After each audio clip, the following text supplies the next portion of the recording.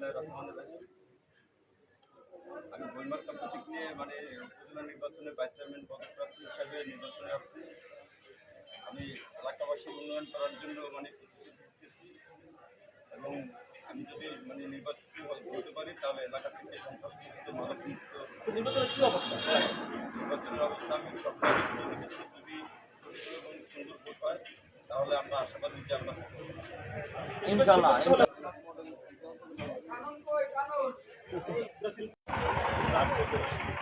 এটি করলেই যে আমাদের ভাইস চেয়ারম্যান প্রার্থী উপজেলা সে যদি আমাদের উপজেলা ভাইস চেয়ারম্যান পদে হিসেবে লাভ করে তাহলে আমাদের সাধারণ জনগণ উপকৃত হবে।